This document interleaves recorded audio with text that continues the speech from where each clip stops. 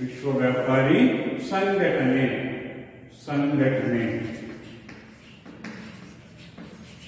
ವಿಶ್ವ ವ್ಯಾಪಾರಿ ಸಂಘಟನೆ ವರ್ಲ್ಡ್ ಟ್ರೇಡ್ ಆರ್ಗನೈಸೇಷನ್ ವಿಶ್ವ ವ್ಯಾಪಾರಿ ಸಂಘಟನೆ ಅಂತಕ್ಕಂತಹ ಒಂದು ಸಂಸ್ಥೆಯನ್ನ ಕರೀತಾರೆ ವರ್ಲ್ಡ್ ಟ್ರೇಡ್ ಆರ್ಗನೈಸೇಷನ್.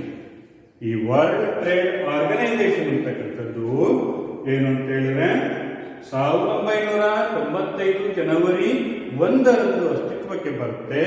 ಈ ಸಂಸ್ಥೆ ಅಸ್ತಿತ್ವಕ್ಕೆ ಬರೋದಕ್ಕಿಂತ ಮೊದಲು ಇದ್ದಂತಹ ಸಂಸ್ಥೆ ಅಂತ ಹೇಳಿದ್ರೆ ಗ್ಯಾಟ್ ಅಂತಕ್ಕಂಥ ಸಂಸ್ಥೆ.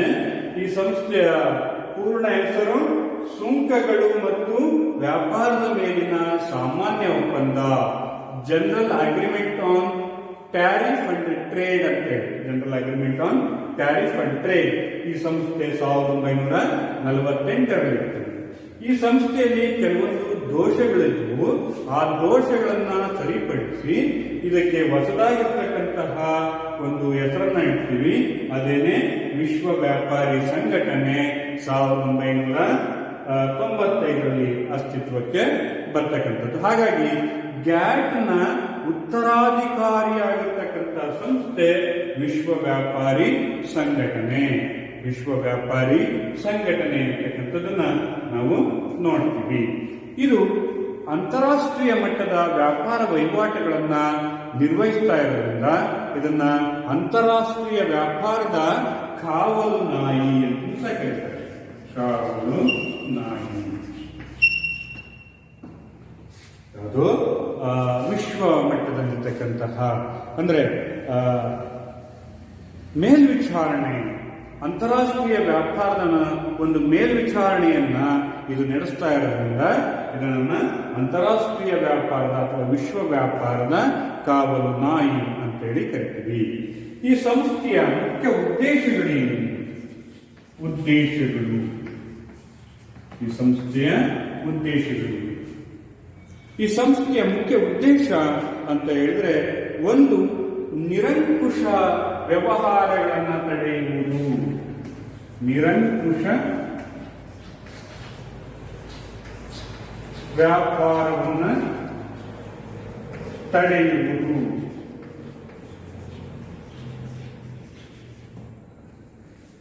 ಮೊದಲನೇದಾಗಿರ್ತಕ್ಕಂಥ ಉದ್ದೇಶ ನಿರಂಕುಶವಾಗಿರ್ತಕ್ಕಂಥ ವ್ಯಾಪಾರಗಳು ಅಂತ ಹೇಳಿದ್ರೆ, ದೇಶಗಳ ವ್ಯಾಪಾರದ ಮೇಲೆ ನಿರಂಕುಶತೆಯನ್ನ ಇದು ತಡೆಯುವುದು. ನಿರಂಕುಶವಾಗಿರ್ತಕ್ಕಂಥ ವ್ಯಾಪಾರ ದೇಶಗಳು, ಸದಸ್ಯ ರಾಷ್ಟ್ರಗಳು ತಮ್ಮ ವ್ಯಾಪಾರದಲ್ಲಿ ತಮ್ಮದೇ ಆಗಿರ್ತಕ್ಕಂತಹ ನಿರ್ಬಂಧಗಳನ್ನು, ವ್ಯಾಪಾರಿ ನಿರ್ಬಂಧಗಳನ್ನ ಹೇರುವ ಹಾಗೆ ಅದನ್ನ ನಿಯಂತ್ರಣ ಮಾಡತಕ್ಕಂಥದ್ದು. ವಿಶ್ವ ವ್ಯಾಪಾರಿ ಸಂಘಟನೆಯ ನಿಯಮಗಳನ್ನ ಜಾರಿಗೆ ತರ್ತಕ್ಕಂಥದ್ದು. ಎಲ್ಲ ಸದಸ್ಯ ರಾಷ್ಟ್ರಗಳು ವಿಶ್ವ ವ್ಯಾಪಾರಿ ಸಂಘಟನೆಯ ನಿಯಮಗಳು ಅಥವಾ ಡೆಂಕಲ್ ಪ್ರಸ್ತಾವನೆಯ ನಿಯಮಗಳು ಅಂತ ಕರಿತೀವಿ. ಈ ವಿಶ್ವ ವ್ಯಾಪಾರ ಸಂಘಟನೆ ಅಸ್ತಿತ್ವಕ್ಕೆ ಬರೋದಕ್ಕೆ ಮುಖ್ಯ ಕಾರಣಕರ್ತರು ಡೆಂಕಲ್ ಅಂತಕ್ಕಂಥವ್ರು ಏನ್ ಮಾಡಿರ್ತಾರೆ, ಈ ನಿಯಮಾವಳಿಗಳನ್ನ, ವಿಶ್ವ ವ್ಯಾಪಾರದ ನಿಯಮಾವಳಿಗಳನ್ನ ರೂಪಿಸಿರ್ತಾರೆ. ಆ ನಿಯಮಾವಳಿಗಳನ್ನ ಜಾರಿಗೆ ತರ್ತಕ್ಕಂಥದ್ದು. ಜಾರಿಗೆ ತರೋದ್ರ ಮೂಲಕ ಯಾವುದೇ ದೇಶ ವ್ಯಾಪಾರದ ಮೇಲೆ ನಿರಂಕುಶವಾದಂತಹ ಆಡಳಿತವನ್ನ ನಡೆಸದ ರೀತಿಯಲ್ಲಿ ನೋಡಿಕೊಳ್ತಕ್ಕಂಥದ್ದು ಮೊದಲನೇ ಉದ್ದೇಶ ವಿಶ್ವ ವ್ಯಾಪಾರಿ ಸಂಘಟನೆಯದ್ದಾಗಿರುತ್ತದೆ. ಇನ್ನು ಎರಡನೇ ಉದ್ದೇಶ ಉತ್ಪಾದನೆ, ವ್ಯಾಪಾರ ವಿಸ್ತರಣೆ ಮತ್ತು ಸೇವಾ ಕ್ಷೇತ್ರಗಳಲ್ಲಿ ದಕ್ಷತೆಯನ್ನು ಹೆಚ್ಚಿಸುವುದು. ಉತ್ಪಾದನೆ, ವ್ಯಾಪಾರ, ಸೇವಾ ಕ್ಷೇತ್ರಗಳಲ್ಲಿ ದಕ್ಷತೆಯನ್ನು ಹೆಚ್ಚಿಸ್ತಕ್ಕಂಥದ್ದು. ಅಂದ್ರೆ ಉತ್ಪಾದನೆ, ಎಲ್ಲ ರಾಷ್ಟ್ರಗಳು ತಮ್ಮ ದೇಶದಲ್ಲಿ ದೊರೆತಾ ಇರತಕ್ಕಂಥ ನೈಸರ್ಗಿಕ ಸಂಪನ್ಮೂಲಗಳನ್ನ ಬಳಸಿಕೊಂಡು, ನೈಸರ್ಗಿಕ ಸಂಪನ್ಮೂಲಗಳನ್ನ ದಕ್ಷಯುತವಾಗಿ ಬಳಸಿಕೊಳ್ತಕ್ಕಂಥದ್ದು. ಹಾಗೇನೆ ವ್ಯಾಪಾರವನ್ನು ಮಾಡ್ತಕ್ಕಂಥ ಆ ಸಂಪನ್ಮೂಲಗಳಿಂದ ಉತ್ಪಾದನೆಯಾಗಿರ್ತಕ್ಕಂಥ ಸರಕುಗಳು ವಿಶ್ವದ ಎಲ್ಲ ರಾಷ್ಟ್ರಗಳಿಗೂ ಸಹ ದೊರೆಯುವ ಹಾಗೆ ನೋಡಿಕೊಳ್ತಕ್ಕಂಥದ್ದು. ಮತ್ತು ಸೇವಾ ಕ್ಷೇತ್ರಗಳು, ಸೇವಾ ಕ್ಷೇತ್ರಗಳು ಅಂತ ಹೇಳಿದ್ರೆ ಶಿಕ್ಷಣ, ಆರೋಗ್ಯ, ಬ್ಯಾಂಕಿಂಗ್ ಕ್ಷೇತ್ರಗಳು, ಇವುಗಳು ಪ್ರಪಂಚದ ಎಲ್ಲ ದೇಶಗಳಿಗೂ ಸಹ ಸುಲಭ, ಕಡಿಮೆ ಬೆಲೆಯಲ್ಲಿ ದೊರೆಯುವ ಹಾಗೆ ನೋಡ್ಕೊಳ್ತಕ್ಕಂಥ ಅಂದ್ರೆ ವ್ಯಾಪಾರ, ಉತ್ಪಾದನೆ ಮತ್ತು ಸೇವಾ ಕ್ಷೇತ್ರಗಳಲ್ಲಿ ಅಂತಾರಾಷ್ಟ್ರೀಯ ಮಟ್ಟದಲ್ಲಿ ದಕ್ಷತೆಯನ್ನ ಹೆಚ್ಚಿಸುವುದು. ಇನ್ನು ಮೂರನೇದಾಗಿರ್ತಕ್ಕಂಥದ್ದು ಹಿತಕರ ಮತ್ತು ನಿಷ್ಪಕ್ಷಪಾತ ಪೈಪೋಟಿ. ಹಿತಕರ ಮತ್ತು ನಿಷ್ಪಕ್ಷಪಾತ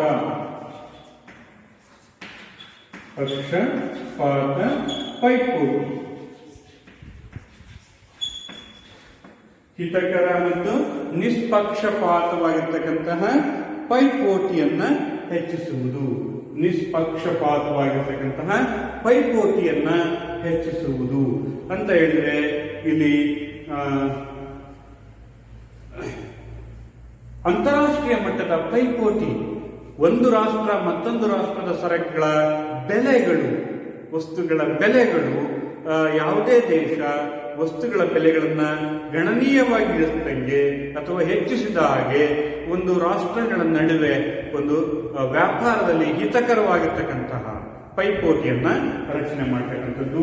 ಹಾಗೆಯೇ ವ್ಯಾಜ್ಯಗಳನ್ನ ಪರಿಹರಿಸುವುದು. ವ್ಯಾಜ್ಯಗಳ ಪರಿಹಾರ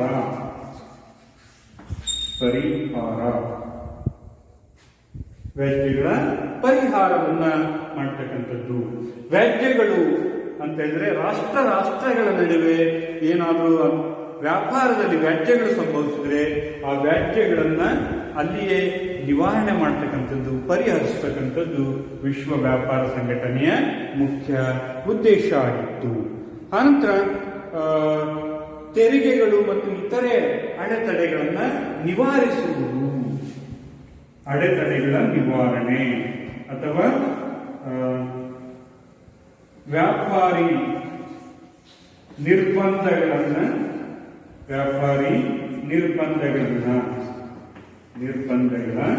ನಿವಾರಣೆ. ವ್ಯಾಪಾರಿ ನಿರ್ಬಂಧಗಳ ನಿವಾರಣೆ ಮಾಡತಕ್ಕಂಥದ್ದು. ವ್ಯಾಪಾರಿ ನಿರ್ಬಂಧಗಳು ಅಂತ ಹೇಳಿದ್ರೆ ಸುಂಕಗಳು, ಕೋಟಗಳು ಮತ್ತು ಈ ಪರಿಮಾಣಾತ್ಮಕ ನಿರ್ಬಂಧಗಳೇನಿದ್ದಾವ ಅಥವಾ ತೆರಿಗೆಗಳನ್ನು ವಿಧಿಸತಕ್ಕಂಥದ್ದು, ಇವುಗಳನ್ನ ಕಡಿಮೆಗೊಳಿಸುವುದು ಅಥವಾ ಸರಳೀಕರಣಗೊಳಿಸ್ತಕ್ಕಂಥದ್ದು ಅಥವಾ ರದ್ದು ಮಾಡತಕ್ಕಂಥದ್ದು. ಸಾಧ್ಯವಾದರೆ ರದ್ದು ಮಾಡತಕ್ಕಂಥದ್ದು, ಇಲ್ಲ ಅಂತ ಹೇಳಿದ್ರೆ ಕಡಿಮೆ ಮಾಡತಕ್ಕಂಥದ್ದು. ಇದು ಈ ಒಂದು ವಿಶ್ವ ವ್ಯಾಪಾರ ಸಂಘಟನೆಯ ಮುಖ್ಯ ಉದ್ದೇಶ ಆಗಿತ್ತು. ಹಾಗೆಯೇ ದ್ವಿಪಕ್ಷೀಯ ಮತ್ತು ಬಹುಪಕ್ಷೀಯ ವ್ಯಾಪಾರವನ್ನ ಸುಗಮಗೊಳಿಸುವುದು. ದ್ವಿಪಕ್ಷೀಯ ಬಹುಪಕ್ಷೀಯ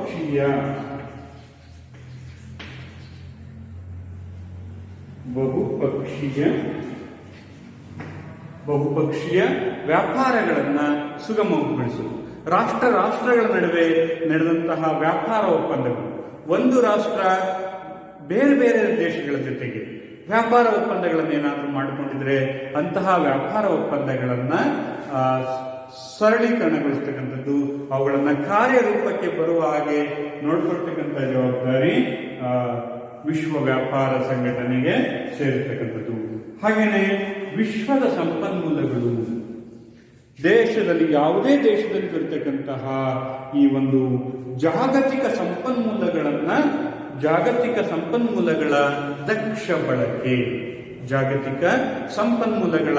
ದಕ್ಷ ಬಳಕೆ, ಮಾಡಿಕೊಳ್ಳುವುದು ಸಹ ಈ ವಿಶ್ವ ವ್ಯಾಪಾರ ಸಂಘಟನೆಯ ಮುಖ್ಯ ಉದ್ದೇಶ ಆಗಿದೆ. ಹೀಗೆ ವಿಶ್ವ ವ್ಯಾಪಾರ ಸಂಘಟನೆ ಅಂತಕ್ಕಂಥದ್ದು ಯಾವಾಗ 1995 ಜನವರಿ 1ರಂದು ಅಸ್ತಿತ್ವಕ್ಕೆ ಬಂತು. ಈ ಅಸ್ತಿತ್ವಕ್ಕೆ ಬರೋದಕ್ಕಿಂತ ಮೊದಲು ಗ್ಯಾಟ್ ಅಂತಕ್ಕಂಥ ಸಂಸ್ಥೆ ಈ ವಿಶ್ವ ವ್ಯಾಪಾರವನ್ನ ನೋಡ್ಕೊಳ್ತಾ ಇತ್ತು. ಹಾಗಾಗಿ ವಿಶ್ವ ವ್ಯಾಪಾರಿ ಸಂಘಟನೆ ಅಂತಕ್ಕಂಥದ್ದು ಗ್ಯಾಟ್ನ ಉತ್ತರಾಧಿಕಾರಿಯಾಗಿರ್ತಕ್ಕಂಥ ಸಂಸ್ಥೆಯಾಗಿದೆ. ಇದು ವಿಶ್ವ ವ್ಯಾಪಾರದ ಒಂದು ಮೇಲ್ವಿಚಾರಣೆಯನ್ನು ನಡೆಸೋದ್ರಿಂದ ಇದನ್ನ ಕಾವಲು ನಾಯಿ ಅಥವಾ ವಿಶ್ವ ವ್ಯಾಪಾರದ ಕಾವಲು ನಾಯಿ ಅಂತ ಕರಿತೀವಿ. ಇದರ ಮುಖ್ಯ ಉದ್ದೇಶಗಳು ಪ್ರಮುಖವಾಗಿ ನಿರಂಕುಶ ವ್ಯಾಪಾರವನ್ನು ತಡೆಯುವುದು, ಉತ್ಪಾದನೆ, ವ್ಯಾಪಾರ ಮತ್ತು ಸೇವೆ ಕ್ಷೇತ್ರಗಳಲ್ಲಿ ದಕ್ಷತೆಯನ್ನು ಹೆಚ್ಚಿಸತಕ್ಕಂಥದ್ದು, ಹಿತಕರ ಮತ್ತು ನಿಷ್ಪಕ್ಷಪಾತವಾಗಿರ್ತಕ್ಕಂಥ ಪೈಪೋಟಿಯನ್ನು ವೃದ್ಧಿಸುವುದು, ದೇಶಗಳ ನಡುವೆ ವ್ಯಾಪಾರದಲ್ಲಿ ವ್ಯಾಜ್ಯಗಳೇನಾದರೂ ಸಂಭವಿಸಿದರೆ ಆ ವ್ಯಾಜ್ಯಗಳನ್ನು ಪರಿಹರಿಸತಕ್ಕಂಥದ್ದು ಮತ್ತು ವ್ಯಾಪಾರಿ ನಿರ್ಬಂಧಗಳನ್ನ ನಿಯಂತ್ರಣ ಮಾಡತಕ್ಕಂಥದ್ದು, ಹಾಗೆಯೇ ದ್ವಿಪಕ್ಷೀಯ ಮತ್ತು ಬಹುಪಕ್ಷೀಯ ವ್ಯಾಪಾರಿ ಒಪ್ಪಂದಗಳನ್ನ ಸುಗಮಗೊಳಿಸತಕ್ಕಂಥದ್ದು ಮತ್ತು ಜಾಗತಿಕ ಸಂಪನ್ಮೂಲಗಳನ್ನ ಸಮರ್ಥವಾಗಿ ಬಳಸಿಕೊಳ್ಳುವುದು. ಹೀಗೆ ವಿಶ್ವ ವ್ಯಾಪಾರ ಸಂಘಟನೆಯ ಮುಖ್ಯವಾಗಿರ್ತಕ್ಕಂತಹ ಉದ್ದೇಶಗಳು, ಅದು ಸ್ಥಾಪನೆ ಆಗಿರ್ತಕ್ಕಂಥ ಮುಖ್ಯ ಉದ್ದೇಶಗಳನ್ನ ನಾವು ನೋಡಬಹುದು. ಇನ್ನು ನಂತರ ಪ್ರಮುಖವಾಗಿ ಈ ಒಂದು ಭಾರತದಲ್ಲಿ ಆರ್ಥಿಕ ಸುಧಾರಣೆಗಳನ್ನ ಜಾರಿಗೆ ತಂದ ನಂತರ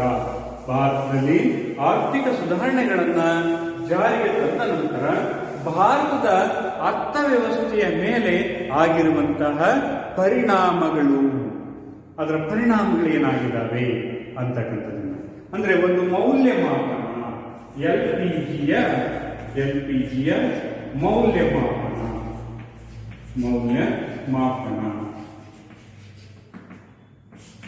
ಎಲ್ಪಿಜಿ ನೀತಿಯ ಮೌಲ್ಯಮಾಪನ ಅಥವಾ ಸುಧಾರಣೆಗಳ ಕಾಲದಲ್ಲೇ ಆಗಿರ್ತಕ್ಕಂತಹ ಮೌಲ್ಯಮಾಪನ. ಅಂದ್ರೆ ಆರ್ಥಿಕ ಸುಧಾರಣೆಗಳನ್ನ 1991ರ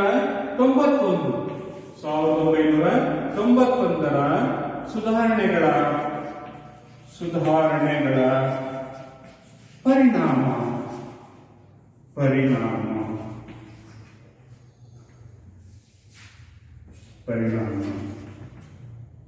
ಸುಧಾರಣೆಗಳ ಒಂದು ಪರಿಣಾಮ ಅಂದ್ರೆ 1991ರ ನಂತರ ಭಾರತದಲ್ಲಿ ಪ್ರಮುಖವಾಗಿ ಆರ್ಥಿಕ ಕ್ಷೇತ್ರದಲ್ಲಿ ಸುಧಾರಣೆಗಳನ್ನು ಜಾರಿಗೆ ತಂದಿವಿ. ಆ ಸುಧಾರಣೆಗಳು ಯಾವ್ಯಾವು? ಎಲ್ಪಿಜಿ ನೀತಿಯನ್ನು ಅನುಸರಿಸಿದ್ವಿ. ಉದಾರೀಕರಣ, ಖಾಸಗೀಕರಣ ಮತ್ತು ಜಾಗತೀಕರಣ ನೀತಿಯನ್ನ ನಾವು ಅನುಸರಿಸಿದ್ವಿ. ಈ ಜಾಗತೀಕರಣ ನೀತಿಯಿಂದಾಗಿ ಭಾರತದ ಆರ್ಥಿಕತೆಯ ಮೇಲೆ ಏನೇನು ಪರಿಣಾಮಗಳು ಆಗಿವೆ? ನಮಗೆ ಭಾರತದ ಆರ್ಥಿಕತೆಯ ಮೇಲೆ ಕೆಲವೊಂದು ಒಳ್ಳೆಯ ಪರಿಣಾಮಗಳು ಆಗಿವೆ, ಅಂದ್ರೆ ಅನುಕೂಲಗಳು ಆಗಿವೆ. ಆ ಅನುಕೂಲಗಳೇನು?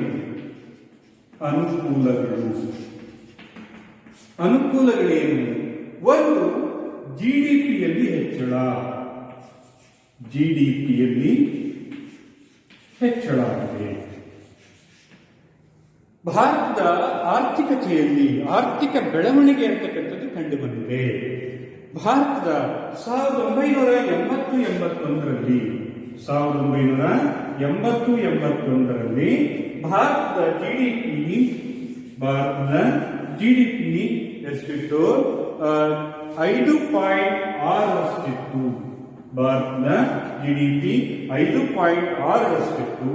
ಇದರ ಪ್ರಮಾಣ 2011-12ರಲ್ಲಿ ಭಾರತದ ಜಿಡಿಪಿ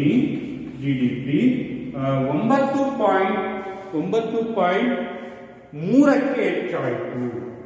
9.3ಕ್ಕೆ ಹೆಚ್ಚಾಯಿತು. ಅಂದ್ರೆ ನಾವು ಆರ್ಥಿಕ ಸುಧಾರಣೆಗಳನ್ನು ಜಾರಿಗೆ ತಂದ ಪರಿಣಾಮ ಭಾರತದಲ್ಲಿ ಒಟ್ಟು ದೇಶೀಯ ಉತ್ಪನ್ನ ಅಂತಕ್ಕಂಥದ್ದು ಹೆಚ್ಚಳ ಆಗಿದೆ. ಅಂದ್ರೆ ರಾಷ್ಟ್ರೀಯ ಆದಾಯದಲ್ಲಿ ಹೆಚ್ಚಳ ಆಗಿರೋದನ್ನು ನೋಡಬಹುದು. 5.6ರಿಂದ 9.3ಕ್ಕೆ ಹೆಚ್ಚಳ ಆಗಿದೆ. ಹಾಗಾಗಿ ನಾವು ಇದರಿಂದ ಜಿಡಿಪಿಯಿಂದ ಅಂದ್ರೆ ಎಲ್ಪಿಜಿಯಿಂದ ನಮಗೆ ಹೆಚ್ಚು ಅನುಕೂಲ ಆಗಿರೋದನ್ನ ನಾವು ನೋಡಬಹುದು. ಆನಂತರ ವಿದೇಶಿ ನೇರ ಹೂಡಿಕೆ ಎಫ್ಡಿಐ ಮತ್ತು ವಿದೇಶಿ ವಿನಿಮಯದ ಸಂಗ್ರಹ. ವಿದೇಶಿ ವಿನಿಮಯದಲ್ಲಿ ಹೆಚ್ಚಳ. ಎಫ್ಡಿಐ ವಿದೇಶಿ ನೇರ ಹೂಡಿಕೆ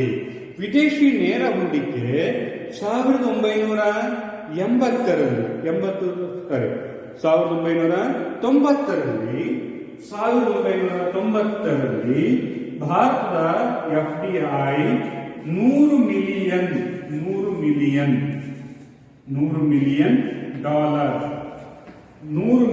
ಡಾಲರ್ನಷ್ಟಿತ್ತು.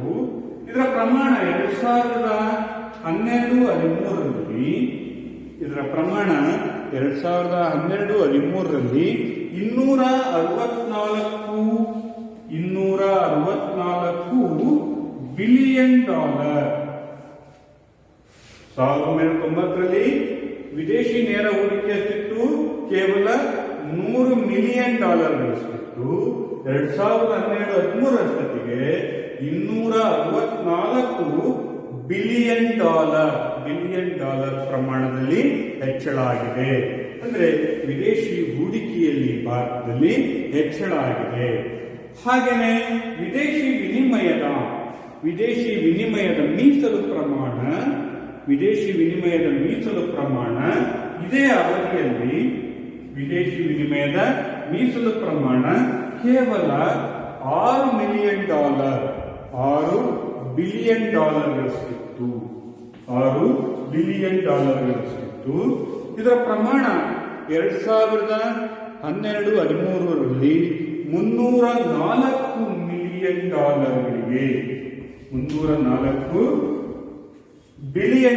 ಗಳಿಗೆ ಹೆಚ್ಚಾಯಿತು. FDI ಎಷ್ಟಾಯಿತು? ಕೇವಲ 90ರಲ್ಲಿ $100 ಮಿಲಿಯನ್ ಗಳಿಸಿತ್ತು. 2012-13ರಲ್ಲಿ $264 ಬಿಲಿಯನ್ ಗೆ ಹೆಚ್ಚಳ ಆಯಿತು. ಹಾಗೇನೆ ವಿದೇಶಿ ವಿನಿಮಯದ ಮೀಸಲಿನ ಪ್ರಮಾಣದಲ್ಲಿ ಎಷ್ಟಿತ್ತು? 1990ರಲ್ಲಿ $6 ಬಿಲಿಯನ್ ಗಳಿಸಿತ್ತು. ಇದರ ನಂತರ 2012-13ರಲ್ಲಿ $204 ಬಿಲಿಯನ್ ಪ್ರಮಾಣದಲ್ಲಿ ಹೆಚ್ಚಳ ಆಯಿತು. ಇದರ ಪರಿಣಾಮ ಯಾವುದು? ನಾವು ಸುಧಾರಣೆಗಳನ್ನು ಜಾರಿಗೆ ತಂದಿದ್ದು. ಅಂದ್ರೆ ಸುಧಾರಣೆಗಳನ್ನು ಜಾರಿಗೆ ತಂದ ಪರಿಣಾಮ. ಇನ್ನ ರಫ್ತು ವಲಯದಲ್ಲಿ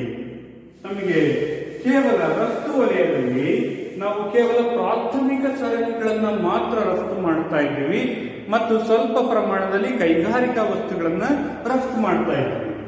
ರಫ್ತು ವಲಯದಲ್ಲಿ ಸುಧಾರಣೆಗಳಾಗುತ್ತವೆ. ರಫ್ತು ವಲಯದಲ್ಲಿ ಸುಧಾರಣೆಗಳಾಗಿವೆ.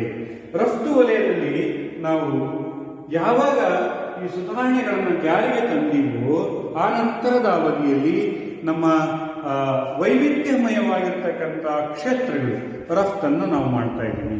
ಆಟೋಮೊಬೈಲ್ ಇಂಡಸ್ಟ್ರಿಗಳಲ್ಲಿ ನಾವು ರಫ್ತು ವಲಯದಲ್ಲಿ ಹೆಚ್ಚಳ ಆಗಿದೆ. IT-BT ಮಾಹಿತಿ ಮತ್ತು ತಂತ್ರಜ್ಞಾನ ಕ್ಷೇತ್ರಗಳಲ್ಲಿ ಮತ್ತು ಟೆಕ್ಸ್ಟೈಲ್ ಕ್ಷೇತ್ರಗಳು ಹಾಗೆಯೇ ಇಂಜಿನಿಯರಿಂಗ್ ಸರಕುಗಳ ಉತ್ಪಾದನೆಯಲ್ಲಿ ಹೆಚ್ಚಳ ಆಗಿದೆ. ಯಾವಾಗ ಸುಧಾರಣೆಗಳನ್ನು ಜಾರಿಗೆ ತಂದೀವೋ ಆ ನಂತರ ನಾವು ಪ್ರಮುಖವಾಗಿ ತಯಾರಿಕಾ ವಸ್ತುಗಳಲ್ಲಿ ಹೆಚ್ಚಿನ ರಫ್ತನ್ನು ಮಾಡ್ತಾ ಇದ್ದೀವಿ. ಹಾಗೇನೆ ಆಟೋಮೊಬೈಲ್ ಕ್ಷೇತ್ರದಲ್ಲಿರ್ತಕ್ಕಂಥ ವಸ್ತುಗಳನ್ನು ರಫ್ತು ಮಾಡ್ತಾ ಇದ್ದೀವಿ. ಸಾಫ್ಟ್ವೇರ್ ಅಥವಾ IT-BT ಕ್ಷೇತ್ರಗಳಲ್ಲಿ ಸರಕುಗಳನ್ನು ರಫ್ತು ಮಾಡ್ತಾ ಇದ್ದೀವಿ ಮತ್ತು ಈ ಒಂದು ಟೆಕ್ಸ್ಟೈಲ್ ಇಂಡಸ್ಟ್ರಿಗಳಲ್ಲಿ ಸಿದ್ಧ ವಸ್ತುಗಳನ್ನು ನಾವು ಉತ್ಪಾದನೆ ಮಾಡಿ ಅಂತಾರಾಷ್ಟ್ರೀಯ ಮಾರುಕಟ್ಟೆಯಲ್ಲಿ ಮಾರಾಟ ಮಾಡ್ತಾ ಇದ್ದೀವಿ. ಹಾಗಾಗಿ ರಫ್ತು ವಲಯದಲ್ಲಿಯೂ ಸಹ ಹೆಚ್ಚಿನ ಅನುಕೂಲಗಳು ಆಗಿದ್ದಾವೆ. ಅನಂತರ ಸೇವಾ ಕ್ಷೇತ್ರದ ಅಭಿವೃದ್ಧಿ. ಸೇವಾ ಕ್ಷೇತ್ರದ ಅಭಿವೃದ್ಧಿ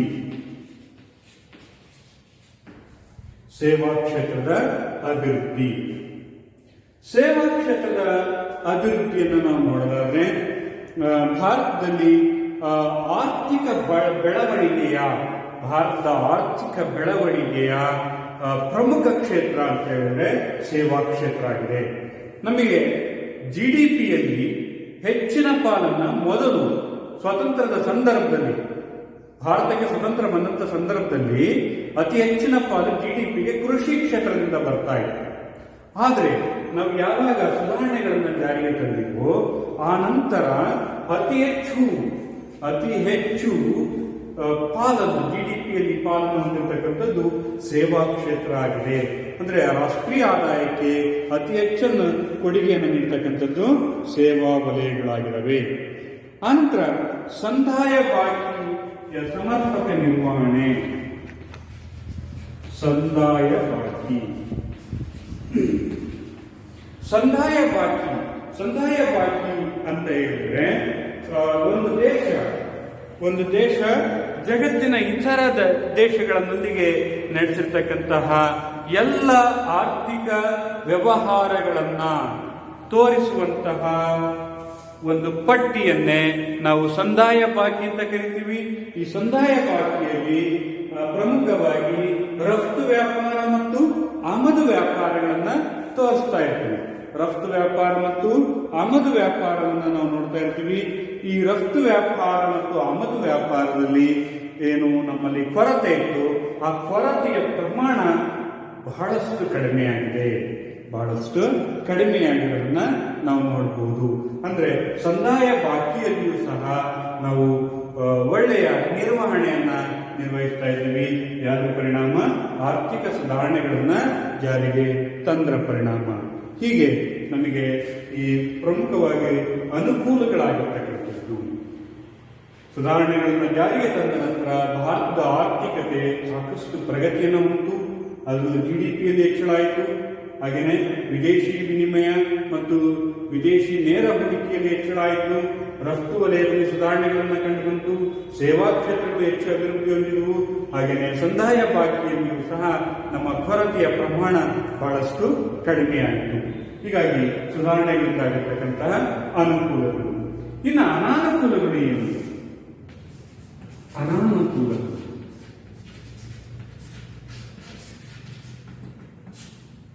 ಅನಾನುಕೂಲಗಳು ಮೊದಲನೇದಾಗಿರ್ತಕ್ಕಂಥದ್ದು ಕೃಷಿ ಕ್ಷೇತ್ರ. ಪ್ರಮುಖವಾಗಿ ಅನಾನುಕೂಲಗಳು ಅಂತ ಹೇಳಿದ್ರೆ ಬೆಳವಣಿಗೆ ಮತ್ತು ಉದ್ಯೋಗಗಳನ್ನು ನಾವು ನೋಡಬಹುದು. ಬೆಳವಣಿಗೆ ಮತ್ತು ಉದ್ಯೋಗ ಕ್ಷೇತ್ರ. ಬೆಳವಣಿಗೆ ಮತ್ತು ಉದ್ಯೋಗ ಕ್ಷೇತ್ರಗಳು. ಭಾರತ ಆರ್ಥಿಕವಾಗಿ ಬೆಳವಣಿಗೆಯನ್ನ ಬಂತು, ಆದರೆ ಉದ್ಯೋಗ ಕ್ಷೇತ್ರಗಳಲ್ಲಿ ಸಾಕಷ್ಟು ಪ್ರಗತಿ ಆಗಿಲ್ಲ. ಉದ್ಯೋಗ ಕ್ಷೇತ್ರದಲ್ಲಿ ಹೆಚ್ಚಿನ ಪ್ರಗತಿ ಆಗಿಲ್ಲ. ನಮ್ಮ GDPನ ಹೆಚ್ಚಳ ಆಯಿತು, ಇದರಿಂದ ಆರ್ಥಿಕ ಬೆಳವಣಿಗೆ ಹೆಚ್ಚಾಯಿತು. ಆದರೆ ಯಾವ ಕ್ಷೇತ್ರಗಳಲ್ಲಿ ಯಾರು ಸುಶಿಕ್ಷಿತ ನುರಿತ ಉದ್ಯೋಗಿಗಳಿದ್ದರೂ ಅವರಿಗೆ ಉದ್ಯೋಗ ಸಿಕ್ತು, ಆ ಕುಶಲವಾಗಿರ್ತಕ್ಕಂತಹ ಕುಶಲಕರ್ಮಿಗಳಿಗೆ ಅಥವಾ ಅಸಂಘಟಿತ ಕಾರ್ಮಿಕರಿಗೆ ಉದ್ಯೋಗಗಳು ದೊರೆಯಲಿಲ್ಲ. ಹಾಗಾಗಿ ಕೌಶಲ್ಯವನ್ನು ಹೊಂದಿರತಕ್ಕಂತಹ ಕಾರ್ಮಿಕರಿಗೆ, ಕೌಶಲ್ಯವನ್ನು ಹೊಂದಿರತಕ್ಕಂತಹ ಸುಶಿಕ್ಷಿತರಿಗೆ ಉದ್ಯೋಗ ದೊರೀತಾ ಇರುತ್ತೆ ಹೊರತು ಪ್ರಮುಖವಾಗಿ ಅಸಂಘಟಿತ ವಲಯದಲ್ಲಿರ್ತಕ್ಕಂತಹ ಕೌಶಲ್ಯವನ್ನು ಹೊಂದೇ ಇರತಕ್ಕಂತಹ ಕಾರ್ಮಿಕರಿಗೆ ಹೆಚ್ಚಿನ ಅನುಕೂಲಗಳು ಆಗಿಲ್ಲ. ಇನ್ನು ಎರಡನೇದಾಗಿರ್ತಕ್ಕಂಥದ್ದು ಕೃಷಿ ಕ್ಷೇತ್ರ. ಕೃಷಿ ಕ್ಷೇತ್ರದಲ್ಲಿ ಸುಧಾರಣೆಗಳನ್ನು ಜಾರಿಗೆ ತಂದ ನಂತರ ಕೃಷಿ ಕ್ಷೇತ್ರದಲ್ಲಿ ಪ್ರಮುಖವಾಗಿ ಕಡೆಗಣಿಸಲ್ಪಟ್ಟಿತು. ಸುಧಾರಣೆಗಳನ್ನು ಜಾರಿಗೆ ತಂದ ನಂತರ ಕೃಷಿ ಕ್ಷೇತ್ರವನ್ನ ಸಂಪೂರ್ಣವಾಗಿ ಅಲ್ಲ, ಪ್ರಮುಖವಾಗಿ ಅದು ಕಡೆಗಣನೆಗೆ ಒಳಗಾಯಿತು. ಇಲ್ಲಿ ಕೃಷಿ ಕ್ಷೇತ್ರದಲ್ಲಿ ಹೂಡಿಕೆಯ ಪ್ರಮಾಣ ಕಡಿಮೆಯಾಯಿತು.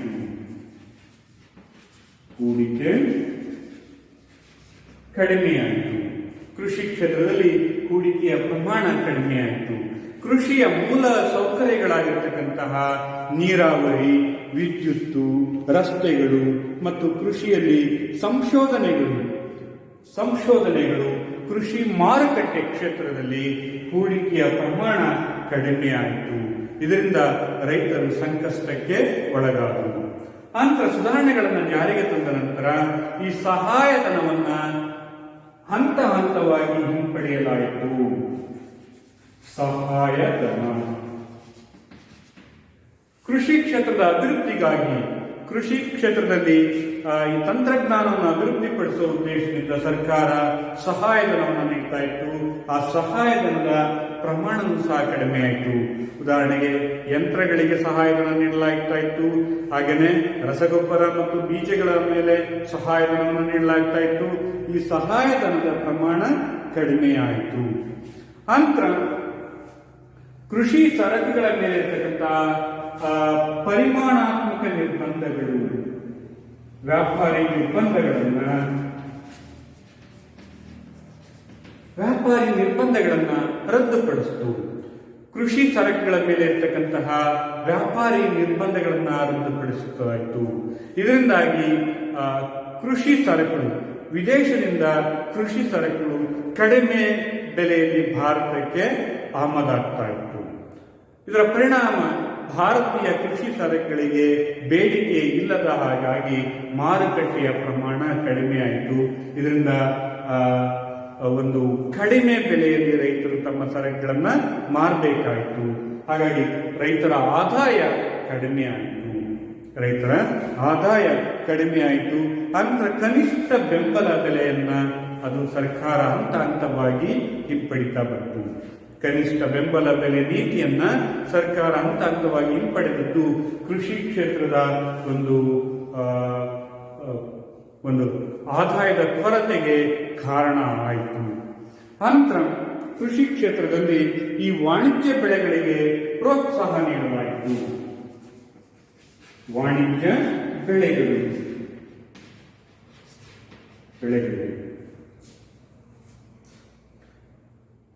ಬೆಳೆಗಳಿಗೆ ಪ್ರೋತ್ಸಾಹವನ್ನು ನೀಡಲಾಯಿತು.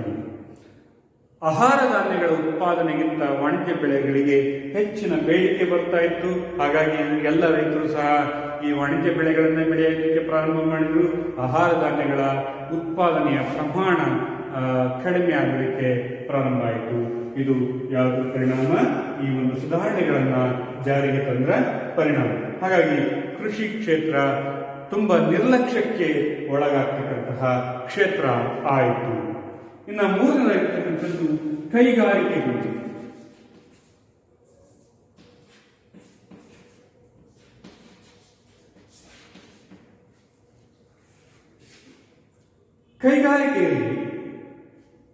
ಕೈಗಾರಿಕೆಗಳಲ್ಲಿ ಸಾಕಷ್ಟು ಒಂದು ದುಷ್ಪರಿಣಾಮಗಳನ್ನು ಎದುರಿಸ್ತಾ ಬಂದು ಭಾರತದಲ್ಲಿ ಕೈಗಾರಿಕಾ ವಲಯದಲ್ಲಿ ಸುಧಾರಣೆಗಳನ್ನು ಜಾರಿಗೆ ತಂದ್ವಿ. ಆದರೆ ಏನು ವಿದೇಶಿ ಕೈಗಾರಿಕೆಗಳ ಪೈಪೋಟಿಯನ್ನ ನಮ್ಮ ದೇಶೀಯ ಕೈಗಾರಿಕೆಗಳು ಎದುರಿಸುವುದಕ್ಕೆ ಕಷ್ಟ ಆಯಿತು. ವಿದೇಶಿ ಕೈಗಾರಿಕೆಗಳ ಪೈಪೋಟಿ ಅಥವಾ ವಿದೇಶಿ ಸರಕುಗಳ ಒಂದು ಪೈಪೋಟಿಯನ್ನ ದೇಶೀಯ ಕೈಗಾರಿಕೆಗಳು ಎದುರಿಸೋದಕ್ಕೆ ಸಾಧ್ಯ ಆಗಲಿಲ್ಲ. ಇದರಿಂದಾಗಿ ದೇಶೀಯ ಮಾರುಕಟ್ಟೆಯಲ್ಲಿ ವಿದೇಶಿ ಸರಕುಗಳು, ವಿದೇಶಿ ಕೈಗಾರಿಕಾ ಸರಕುಗಳು ಮಾರಾಟ ಆದವು. ಇದರಿಂದ ದೇಶೀಯ ಕೈಗಾರಿಕೆಗಳಿಗೆ ಮಾರುಕಟ್ಟೆ ಇಲ್ಲದಂತಾಯಿತು. ಹಾಗೆಯೇ ಸುಂಕಗಳು ಮತ್ತು ಬಂಡವಾಳದ ಹರಿವಿಗೆ ಆರ್ಥಿಕತೆಯನ್ನು ತೆರೆದಿಡಲಾಯಿತು. ಭಾರತದಲ್ಲಿ ಈ ವಿದೇಶಿ ಸರಕುಗಳು ಯಾವುದೇ ಸುಂಕಗಳಿಲ್ಲದೆ ಅಥವಾ ಬಂಡವಾಳದ ಹರಿವು, ವಿದೇಶದಿಂದ ಬಂಡವಾಳದ ಒಂದು ಹರಿವು ಆಯಿತು. ಇದರಿಂದಾಗಿ ದೇಶೀಯ ಕೈಗಾರಿಕೆಗಳು ಸಂಕಷ್ಟಕ್ಕೆ ಸಿಲುಕೊಂಡವು. ಹಾಗೆಯೇ ಅಗ್ಗದ ಸರಕುಗಳು ಭಾರತದ ಮಾರುಕಟ್ಟೆಯನ್ನು ಪ್ರವೇಶಿಸಿದವು. ವಿದೇಶಿ ಕೈಗಾರಿಕಾ ಸರಕುಗಳು ಅಗ್ಗದ ಬೆಲೆಯಲ್ಲಿ ಭಾರತದ ಮಾರುಕಟ್ಟೆಯನ್ನು ಪ್ರವೇಶಿಸಿದ್ದು ಕೈಗಾರಿಕಾ ಕ್ಷೇತ್ರದ ಒಂದು ಸವಾಲಾಗಿತ್ತು. ಹೀಗಾಗಿ ಅದರಲ್ಲೂ ಅನೇಕ ಸಣ್ಣ ಕೈಗಾರಿಕೆಗಳು, ಭಾರತದ ಅನೇಕ ಸಣ್ಣ ಕೈಗಾರಿಕೆಗಳು ಸಂಪೂರ್ಣವಾಗಿ ಸ್ಥಗಿತವಾದವು. ಇವೆಲ್ಲವೂ ಸಹ ಸುಧಾರಣೆಗಳ ಪರಿಣಾಮ. ಅನಂತರ ಹೂಡಿಕೆ ಹಿಂತೆಗೆತವನ್ನು ಅನುಸರಿಸಿತು.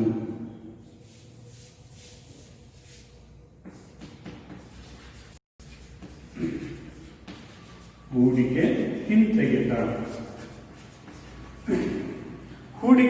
ಅಂತ ಹೇಳಿದ್ರೆ ಸಾರ್ವಜನಿಕ ವಲಯದ ಸಮಬಂಡವಾಳದ ಒಂದು ಭಾಗವನ್ನ ಮಾರುಕಟ್ಟೆಯಲ್ಲಿ ಖಾಸಗಿ ಉದ್ಯಮ ಸಂಸ್ಥೆಗಳಿಗೆ ಮಾರಾಟ ಮಾಡುವುದನ್ನ ನಾವು ಹೂಡಿಕೆ ಹಿಂತೆಗೆತ ಅಂತ ಕರಿತೀವಿ. ಹೀಗೆ ಹೂಡಿಕೆ ಹಿಂತೆಗೆತದಿಂದ ಸರ್ಕಾರಕ್ಕೆ ನಷ್ಟ ಆಯಿತು. ಸರ್ಕಾರಕ್ಕೆ ನಷ್ಟ ಅಂತಕ್ಕಂಥದ್ದು ಸಂಭವಿಸ್ತಾ ಬಂತು. ಅಂದ್ರೆ ಸಾರ್ವಜನಿಕ ವಲಯದ ಕೈಗಾರಿಕೆಗಳನ್ನ ಕಡಿಮೆ ಬೆಲೆಯಲ್ಲಿ ಖಾಸಗಿಯವರಿಗೆ ಮಾರಾಟ ಮಾಡುವಂತಹ ಅನಿವಾರ್ಯ ಸ್ಥಿತಿಗೆ ತಲುಪಿತು. ಇದರಿಂದ ಸರ್ಕಾರಕ್ಕೆ ಆರ್ಥಿಕವಾಗಿರ್ತಕ್ಕಂಥ ಹೊರೆ ಅಂತಕ್ಕಂಥದ್ದು ಸಂಭವಿಸಿತು. ಅನಂತರ ಕೋಶೀಯ ನೀತಿಯಲ್ಲಿನ ಸುಧಾರಣೆಗಳು. ಕೋಶೀಯ ನೀತಿಯ ಸುಧಾರಣೆಗಳು.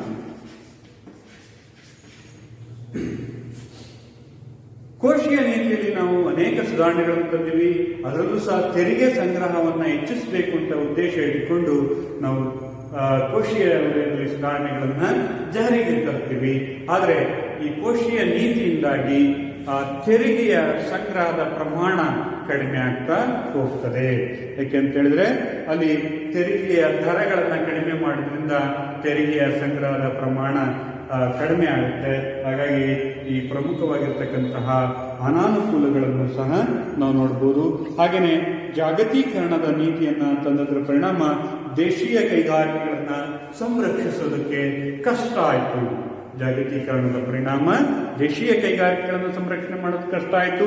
ಹಾಗೆಯೇ ದೇಶೀಯ ಕೈಗಾರಿಕೆಗಳಿಗೆ ಮಾರುಕಟ್ಟೆಯನ್ನು ಒದಗಿಸೋದು ಸಹ ತುಂಬಾ ಕಷ್ಟವಾಯಿತು. ಒಟ್ಟಾರೆ ಈ ಒಂದು LPG ನೀತಿಯನ್ನ ಜಾರಿಗೆ ತಂದಿದ್ದರಿಂದಾಗಿ, ಆರ್ಥಿಕ ಸುಧಾರಣೆಗಳನ್ನು ಜಾರಿಗೆ ತಂದದರ ಪರಿಣಾಮವಾಗಿ ಬಡವ ಮತ್ತು ಶ್ರೀಮಂತರ ಮಧ್ಯೆ ಅಂತರ ಹೆಚ್ಚಾಯಿತು. ಸುಧಾರಣೆಗಳ ಪರಿಣಾಮ ಭಾರತದಲ್ಲಿ ಬಡವ ಮತ್ತು ಶ್ರೀಮಂತರ ಮಧ್ಯೆ ಅಂತರ ಅಂತಕ್ಕಂಥದ್ದು ಹೆಚ್ಚಾಗ್ತಾ ಹೋಗುತ್ತೆ. ಮತ್ತು ನಿರುದ್ಯೋಗದ ಪ್ರಮಾಣ, ಎಲ್ಲರಿಗೂ ಸಹ ಉದ್ಯೋಗ ಅಥವಾ ಉದ್ಯೋಗ ಅಂತಕ್ಕಂಥದ್ದು ದೊರೀತಾ ಇರೋದಿಲ್ಲ. ಅಲ್ಲಿ ಕೇವಲ ಯಾರಿಗೆ ಈ ನುರಿತ ತಂತ್ರಜ್ಞರು ಕೌಶಲ್ಯವನ್ನು ಹೊಂದಿರತಕ್ಕಂತಹ, ತರಬೇತಿಯನ್ನು ಹೊಂದಿರತಕ್ಕಂಥವರಿಗೆ ಮಾತ್ರ ಉದ್ಯೋಗ ಅಂತಕ್ಕಂಥದ್ದು ಸಿಗುತ್ತದೆ.